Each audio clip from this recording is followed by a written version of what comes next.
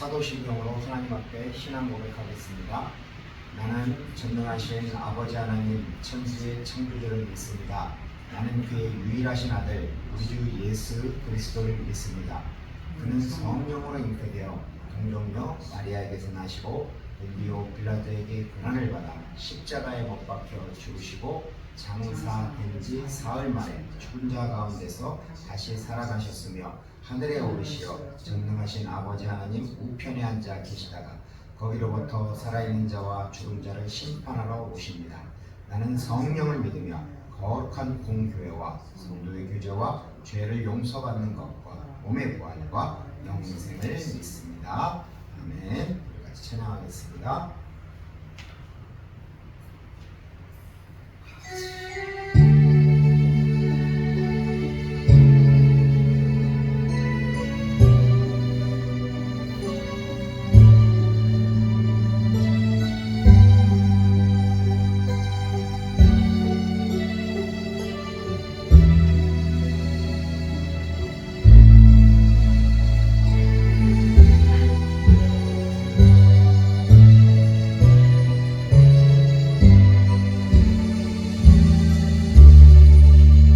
주님여 이 손을 꼭 잡고 가소서. 약하고 피곤한 이 몸을 폭풍우 흔들 속 외치사 손잡고 날 인도하소서.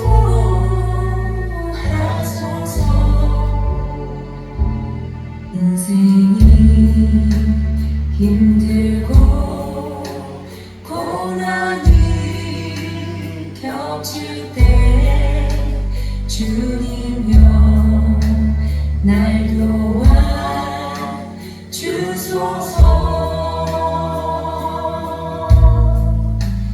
외치는 이 소리 귀 기울이시사 손잡고 날 인도하소서.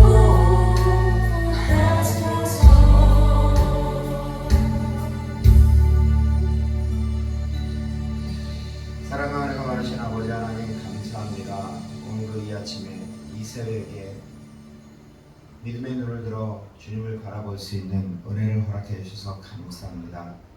우리가 인생을 살아가는데 너무나 어려운 일이 많고 괴롭고 때로는 많이 지쳐있을 때에도 주님께서 우리와 함께 해주셨고 주님의 의로운 오른손으로 우리를 붙잡아 주시옵소서. 특별히 오늘 이 예배 시간을 통해서 하나님 믿음의 눈을 들어 주님을 바라보니 주님의 말씀으로 우리를 붙잡아 주시옵고 말씀을 전하는 자나 듣는 자나 하나님의 귀한 말씀으로 말미암아 힘을 얻을 수 있도록 주께서 함께하여 주시옵소서. 주 예수 그리스도의 이름으로 간절히 기도 올려드리옵나이다. 아멘. 하나님께서 오늘 우리에게 주신 말씀은 창세기 20장입니다.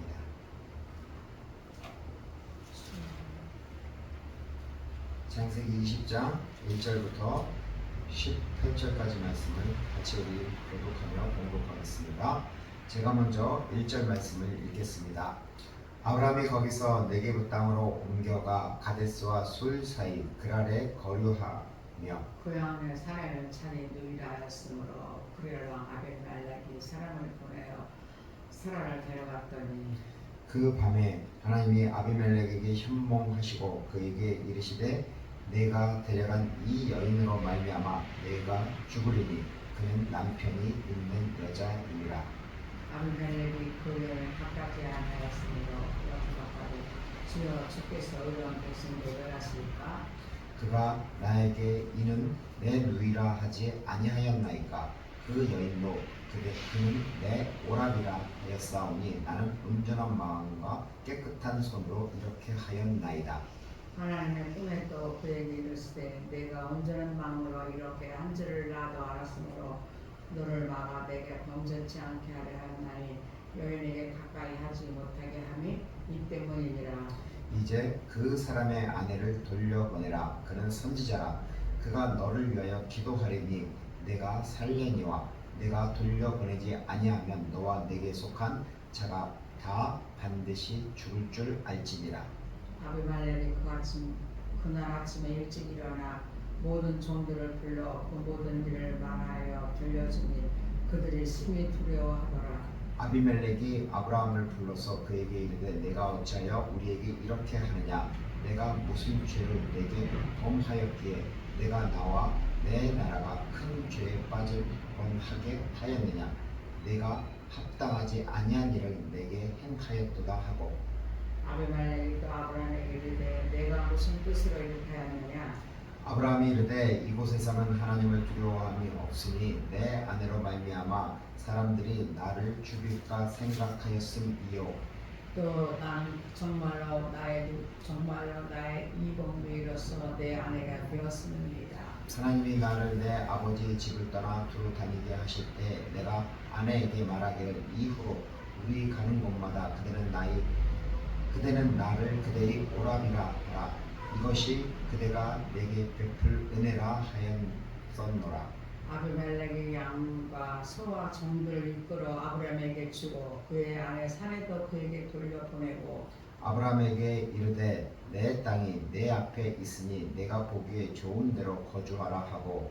사라에게 이르되 내가 은 1000개를 내 어려에게 주어서 그것으로 너와 함께하며 어느 상황 앞에서 내 수치를 다르게 행하느니 내 일이 다 해결되었느니라.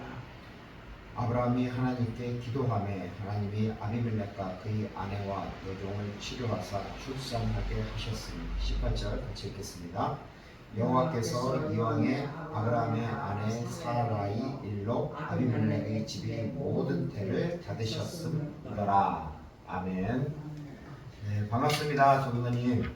주님의 이름으로 사랑합니다. 사랑합니다. 네, 이 아침에 이제 새벽에 비가 오는데 그럼에도 불구하고 하나님 앞에 빗속을 뚫고 오셨습니다.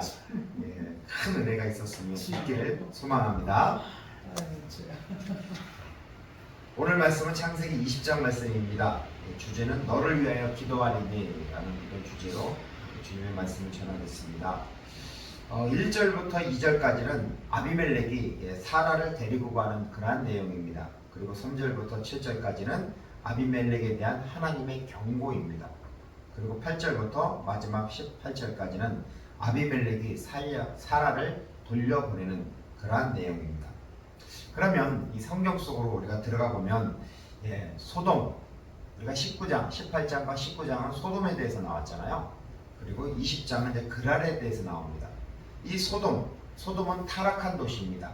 동성애가 만연한 도시죠. 그래서 창세기 13장 13절에는 소돔 사람은 여호와 앞에 악하며 큰 죄인이었더라라고 성경이 말씀하고 있습니다. 비슷하게 그랄도 소돔 정도는 아니지만 여기도 많이 세속적인 그러한 도시입니다.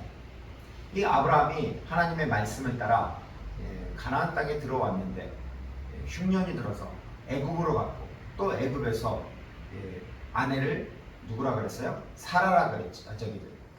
아내를 누이라 그랬죠. 그래가지고 애굽 왕 바로하고 또 이거하고 비슷한 일이 있습니다. 그러고 나서 다시 또 이제 가나안 땅으로 들어왔고 네게부 지역에 왔었는데 또 다시 뭔가 문제가 있는 것 같습니다. 아무래도 목자는 목축업을 하는 사람은 항상 이동을 해야 되잖아요. 그러니까 왜냐하면 동물들이 먹을 꼴이 있어야 되잖아요. 그래서 아마 또 옮긴 것 같습니다. 그런데 여기서 아브라함이 어려움을 당합니다. 창세기 20장 1절과 2절 말씀을 보면 이렇습니다.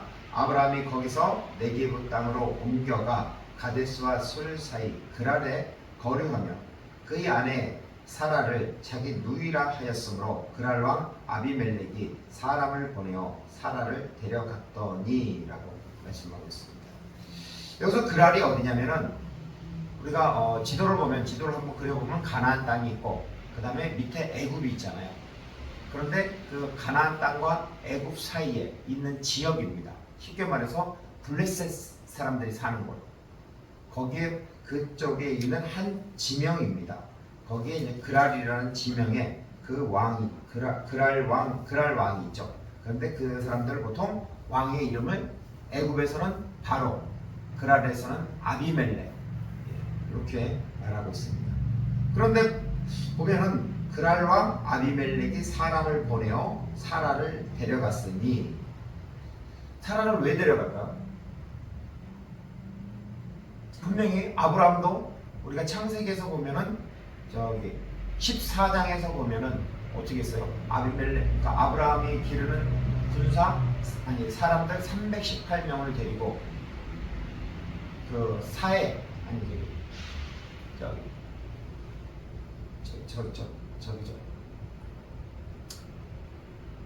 바벨 지역에 있는 그 오국 사해 그 동맹 네 나라 왕들과 싸우잖아요.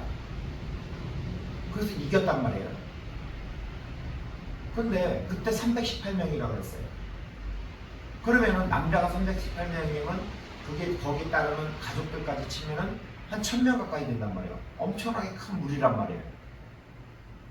지금 아브라함은 그렇게 큰 무리인데 거기서 그랄 지역으로 내려왔단 말이에요. 그러면 그랄 왕도 아브라함을 함부로 하지 못할 거 아니에요. 그런데 사라를 임의로 데려갔어요. 이건 뭘 의미하냐면은 바로 정략 결혼을 말하는 것입니다. 즉 아브라함의 무리와 그다음에 그랄 왕의 무리가 서로 충돌하지 않기 위해서, 고대 왕들은 그랬잖아요. 서로 평화를 유지하기 위해서 결혼을 하잖아요. 정략 결혼. 그래서 부인이 한 명이 아니라 막 3명, 4명, 10명 이런 식으로 되는 거예요. 그러니까 일방적으로 정략 결혼으로 데려간 겁니다. 그것을 보면은, 근데 사람으로서는 이렇게 할 수 있는데 이것이 하나님 보시기에 이게 어떨까요? 하나님은 계속 아브라함에게 내가 큰 민족을 이루고 이름이 창대하게 되고 복이 될지라고, 큰 민족이 된다고 하면서 계속 뭘 말씀하셨어요? 내 자녀가 하늘의 묵별과 같이 바다의 모래알과 같이 땅의 티끌같이 많겠다고 하셨어요. 그럼 그것이 이루어져야 되잖아요. 근데 여기서 그랄 왕 아비멜렉이 사라를 데려가요. 더군다나 지금 사라의 나이가 89세예요. 89세가 얼마나 이쁜지 그건 난 잘 모르겠습니다. 그런데 하여튼 데려가요. 데려가는데 문제는 뭐냐면, 만약에 거기서 서로 간에 썸씽이 일어나면 어떻게 되겠어요? 하나님의 약속의 말씀이 어떻게 되는 거예요? 그러니까 하나님이 간섭을 할 것 같습니다. 그래서 창세기 20장 3절을 보면, 그 밤에 하나님이 아비멜렉에게 현몽하시고 그에게 이르시되 내가 데려간 이 여인으로 말미암아 내가 죽으리니 그는 남편이 있는 여자임이라. 하나님이 경고를 하십니다. 너 죽는다고, 그 여자 데려갔기 때문에. 그러니까 깜짝 놀랄 거 아니에요. 그리고 또 하나님이 또 이렇게 역사하십니다. 20장 6절을 보면 하나님이 꿈에 또 그에게 이르시되 내가 온전한 마음으로 이렇게 한 줄 나도 알았으므로 너를 막아 내게 범죄하지 아니하게 하였나니 여인에게 가까이 하지 못하게 함이 이 때문이라. 즉 아비멜렉, 내가 데려온 여자는 처녀가 아니라 즉 뭐라는 거예요? 결혼한 여자인데 그 여자를 데려다가 아내를 삼는 것이 마땅치 않다라고 하나님이 말씀하시는 것입니다. 그렇기 때문에 내가 죄를 범하기 때문에 죽는다라는 것입니다. 이것에 대해서 하나님이 해결책을 또한 제시해 주죠. 20장 7절 보면 이제 그 사람의 아내를 돌려보내라. 그는 선지자라. 그가 너를 위하여 기도하리니 내가 살려니와 내가 돌려보내지 아니하면 너와 내게 속한 자가 다 반드시 죽을 줄 알지니라. 하나님이 엄하게 명령하십니다. 돌려보내라고. 그리고 그는 선지자이기 때문에 너를 위해서 기도할 것이라. 이렇게 하나님이 말씀하십니다. 거기서 선지자라는 단어가 바로 히브리어를 보면 나비라는 것이 있습니다. 이 선지자는 하나님의 영으로부터 계시를 받고, 그래서 그것을 또한 받은 말씀을 이렇게 선포하는 사람, 그러한 사람을 선지자라고 볼 수가 있습니다.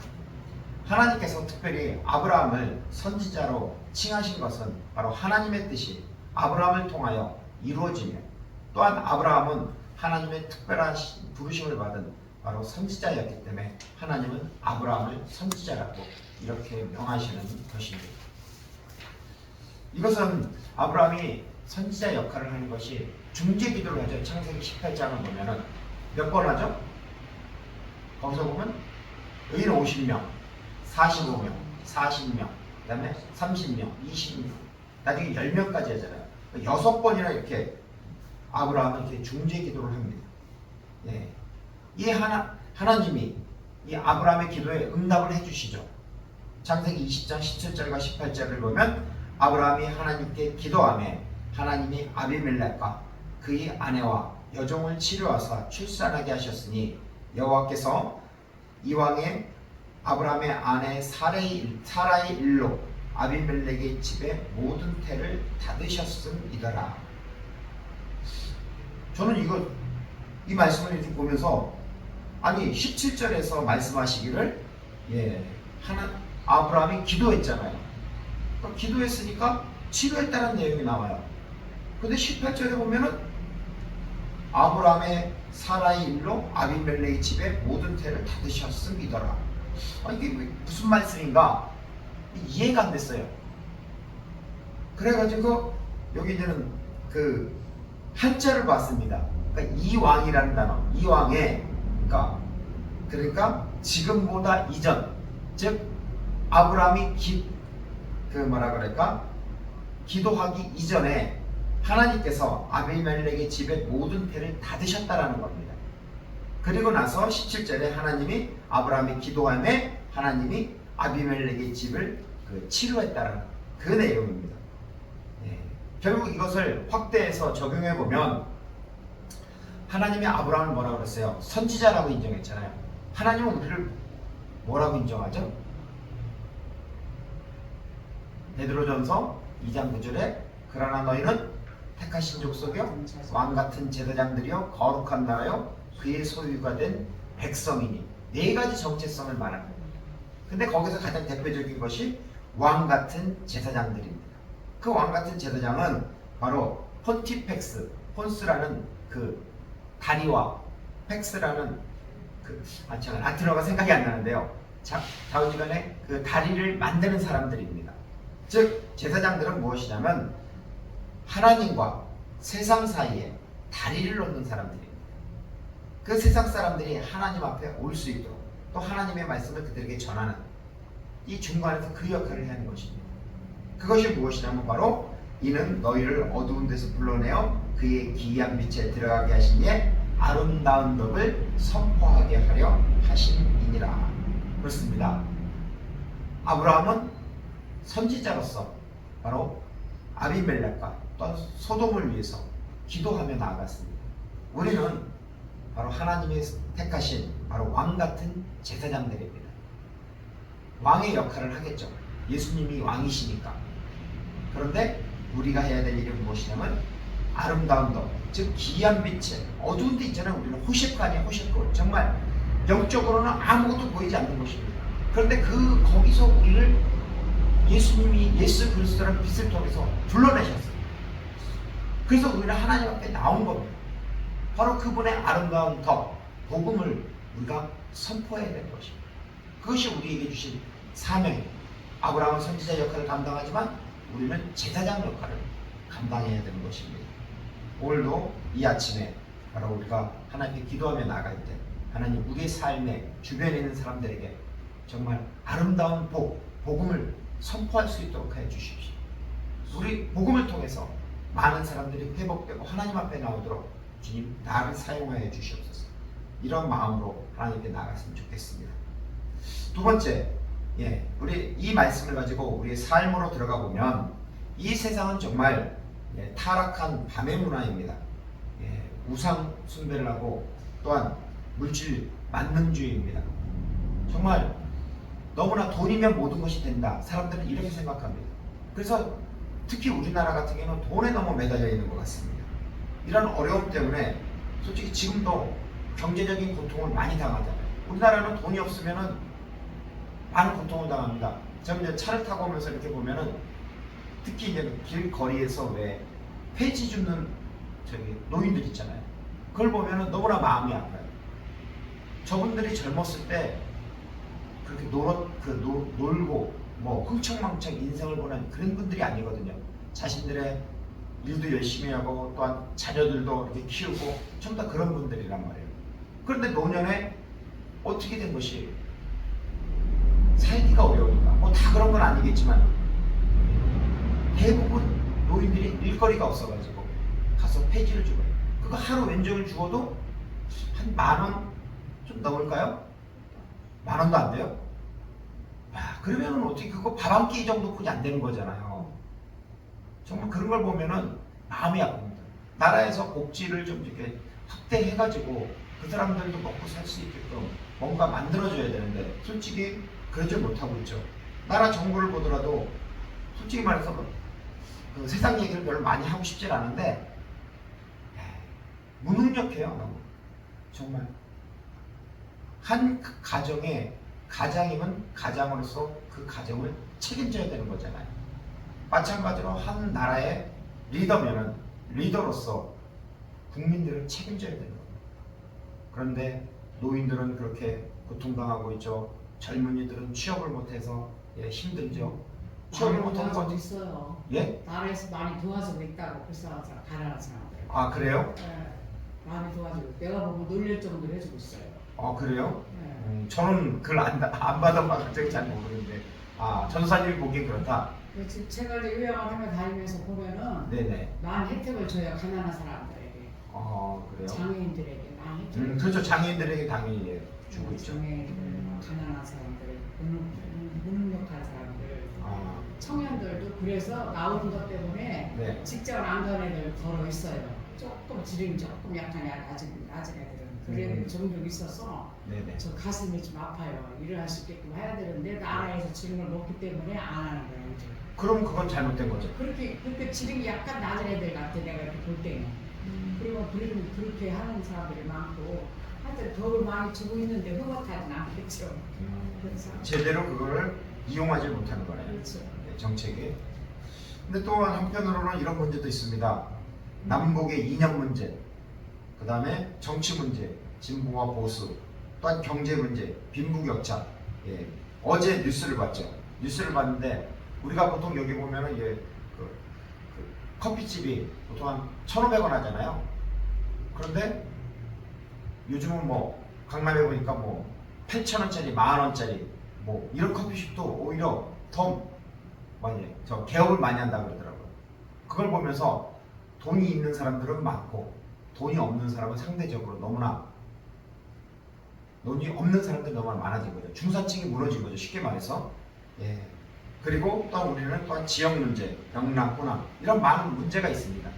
근데 이런 것을 보면 정말 어지럽습니다. 그럼 이 시대의 그리스도인들은 과연 무엇을 해야 되느냐? 예. 마태복음 17장 15절 말씀을 보면 이렇습니다. 주여 내 아들을 불쌍히 여기소서. 그가 간질로 심히 고생하여 자주 불에도 넘어지며 물에도 넘어지는지라 라고 합니다. 즉 아버지니까 아들이 간질에 걸려서 막 죽어가고 있잖아요. 그랬을 때 불쌍히 여겨달라고 기도하잖아요. 또한 예수님이 예루살렘에 입성했을 때 그 여리고에 있는 여리고 소경은 이렇게 이야기를 합니다. 부르짖죠. 앞서가는 자들이 그를 꾸짖어 잠잠하라 하되 그가 더욱 크게 소리질러 다윗의 자손이여 나를 불쌍히 여기소서 하는지라.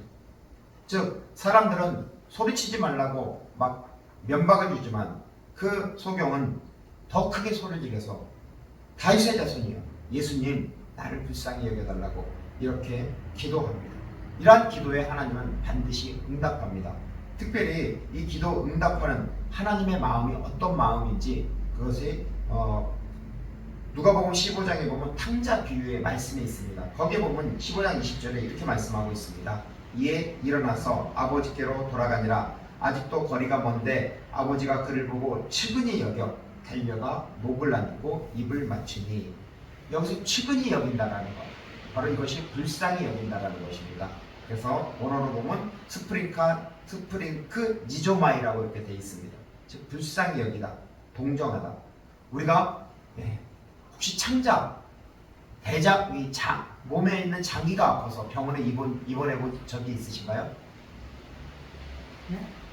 몸이 아파서 병원에 입원해 보신 적이 있으신가요? 위암 수술을 받으셨잖아요. 그거에는 그렇죠? 그 전도사님 되게 건강하신 거예요.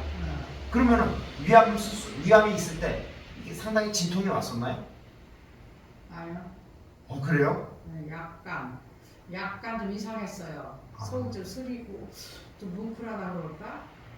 이상하서 이제 내시경을 했는데 그런 띠가 있다고 가보라. 의암이라고 하면 선종염이라고 그랬어요. 의암 전 단계. 네네. 그래서 이제 병원에 갔는데 그걸 긁어냈는데 다른 띠가 이제 생긴 거예요. 저는 예전에 알바하다가 세차 알바했었는데 일을 막 하고 있는데 갑자기 이 장이 꼬이는 거예요. 꼬이면서 막 떼굴떼굴 굴르는 거예요. 근데 그때 이제 저기 앰뷸런스에 실렸어요. 119에 실려가가지고 이제 병원에 갔는데 병원에서도 계속 진통이 오는 거예요. 근데 나중에는 그게 이제 췌장염이라고 그러더라고요. 그래가지고 그 장이 꼬이거나 장이 아파서 이 염증이 뭔가 있으면은 그 아픔을 막 손이 덜덜덜 떨리고 막 식은땀이 난다라는 거, 그걸 느꼈더라고요. 그러면서 이게 스프링크 니조마이라는 것이 불쌍히 여긴다는 것이 바로 창자가 끊어지는 아픔으로다가 하나님이 우리를 불쌍히 여긴다는 거죠. 그것을 체험을 했습니다. 나는 아파서 떼굴떼굴 굴렀지만 주님이 보시기에 우리를 봤을 때 바로 스프링크 니조마이, 창자가 끊어지는 아픔으로 그 불쌍히 여긴다라는 그것을 알 수가 있습니다. 바로 하나님은 우리에게 그러한 창자 스프링크 니조마이라는 마음으로 우리를 바라보신다는 거죠. 또한 이것은 바로 문둥병자를 치료할 때 예수님이 그러죠. 예수께서 불쌍히 여기사 손을 내밀어 그에게 대시며 이르시되 내가 원하노니 깨끗함을 받으라 하시니라. 자, 여기서 보면은 전사님은 그래도 간병을 하시니까 환자들에게 손을 대잖아요. 근데 예전에, 지금은 못 되지만 예전에는 문둥병자에게 손을 대요? 안 됐죠. 옮길까봐 안 되잖아요. 그래서 문둥병자도 함부로 사람들이 오면 입을 딱 가리고 막 문둥병자다 막 소리를 치잖아요. 소리 안 치면 오히려 돌에 맞아 죽거든요. 그런데 예수님은 여기서 어떻게 계시죠? 불쌍히 여기세요. 스프링크 니조마이, 이 창자가 끊어지는 아픔으로 그 영혼을 바라본단 말이에요. 근데 어떻게 해요? 그 다음에 손을 내민단 말이에요. 일반 사람은 하지 못해요. 근데 그렇게 합니다. 불쌍히 여긴다. 예전에 누가 그랬죠? 손양원 목사님이 그랬나? 누가 그랬나? 거기가 여수, 애양원, 거기서 소록도에서 그 환자가 오면은 그 환자를 제기할 수 없으니까 그 고름을 짜는데 손으로 안 되니까 막 나중에 혀로다가 핥았다는 그런 얘기도 들은 적이 있어요. 그게 보통 그 마음인 것 같아요. 스프링크 니조마이, 불쌍히 여기는 마음. 바로 하나님이 우리를 불쌍히 여기듯이 우리 또한 이 세상 사람들을 봤을 때 불쌍히 여기는 그러한 마음을 가지고 우리 각자의 처소에서 주님께서 우리에게 맡긴 귀한 사명을 감당했으면 좋겠습니다. 우리 같이 찬양하겠습니다.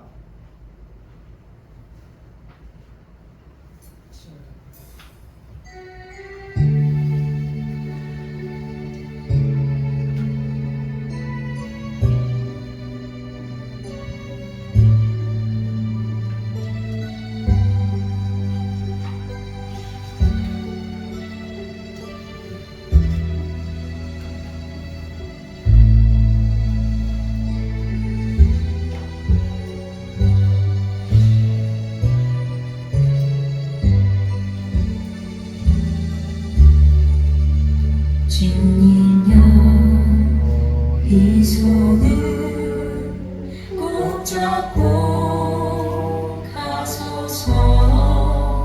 약하고 피곤한 이 몸을 폭풍우 흑암 속 해치사 빛으로 손잡고 날 인도하소서.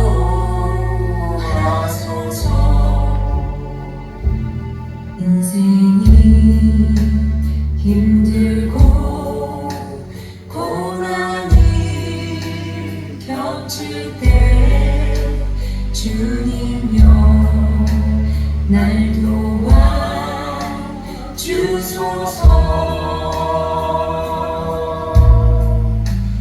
외치는 이 소리 귀 기울이시사 손잡고 나를 인도하소서.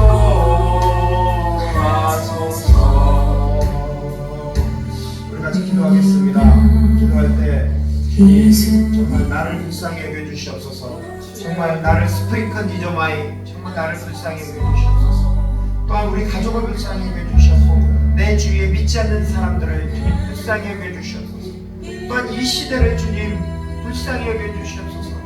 주님 이 시대가 너무나 썩어가고 있고 정말 운동병자처럼 이렇게 만지기도 어려운 그런 상황입니다. 하나님 정말 불쌍히 여겨주시옵소서. 우리에게 주님 귀한 아버지 제사장의 사명이라고 주셨는데 그 복음의 다리를 넘는 사람을 그 사명을 감당할 수 있도록 주님 함께해 주시옵소서라고 같이 우리 주여 외치면서 기도하겠습니다. 주여 주님 그렇습니다. 아버지 하나님 우리를 불쌍히 여겨주시옵소서. 주님이 아버지는 그 문둥병자를 볼 때 아버지 스프링컨 이즈마이 아버지 그를 불쌍히 여겨주셔서 그 주님께서 그 친히 그 손으로 안수해 주셨고 그 영혼이 그 육신이 아버지 회복될 수 있도록 주님 치료해 주셨습니다. 아버지 간질에 걸린 그 아들을 위해서 기도하는 아버지에게 아버지 그 나를 불쌍히 여겨달라고 우리 아들을 불쌍히 여겨달라고 기도할 때 하나님 주님께서 은혜를 허락해 주셨습니다. 하나님 이 시간 아버지는 주님 저희들을 불쌍히 여겨주시옵소서. 저희들에게 아버지 스프링컨 이즈마이 아버지 불쌍히 여겨주셨고 또한 아버지 저희가 아버지는 가족을 불쌍히 여겨주셨고 믿지 않는 자들을 아버지 불쌍히 여겨주시옵소서. 이 세상에서 방황한 자들을 아버지는 불쌍히 여겨주셨고 정말 아버지는 아직도 아버지 그 어둠 그 호셰크에서 아버지 헤매고 있는 저들을 아버지 불쌍히 여겨주셨고 저들에게 참빛인 주 예수 그리스도를 아버지 비춰 주시옵소서. 그래서 이제는 아버지 하나님 주님 품에 나올 수 있도록 하나님의 크신 은혜를 베풀어 주시옵소서. 우리의 삶의 아버지 하나님 주님의 긍휼 은혜를 베풀어 주셔서 주님의 복음을 비출 수 있도록 하여 주셨고 주님의 복음으로 말미암아 아버지는 이 세상에서 방황하는 그 영혼들이 아버지 하나님 이제 주님 앞에 나올 수 있도록 우리를 왕같은 제사장으로 삼아 주셨고 다리를 놓는 사역을 감당할 수 있도록 아버지 하나님 역사해 주셨소서. 이것을 위해서 우리 오늘 예배를 드린 예배자들과 또 우리 주님의 교회와 또한 우리 아버지는 한국교회와 세계 선교회에 하나님 왕같은 제사장 사역을 감당할 수 있도록 주님의 복음의 아름다운 그 복음을 비출 수 있는 우리 모두가 될 수 있도록 하나님 역사해 주셨고 함께하여 주시옵소서. 주 예수 그리스도의 이름으로 간절히 기도 올려드려옵나이다. 아멘. 이제는 길이요 진리요 생명이요 우리 왕이신 주 예수 그리스도와 사랑이 넘치는 하나님의 영원하신 사랑과 성령 하나님의 내주 인도 교통하시니 우리를 불쌍히 여기시는 그 스프링컨 이즈마이를 가지고 주님의 복음을 빛을 발하려고 하는 우리 주님의 교회 예배자들과 주님의 교회와 대한민국의 교회와 또 세계 선교회 하나님의 크신 은혜와 축복 평강 그리고 다리를 넘는 사람들의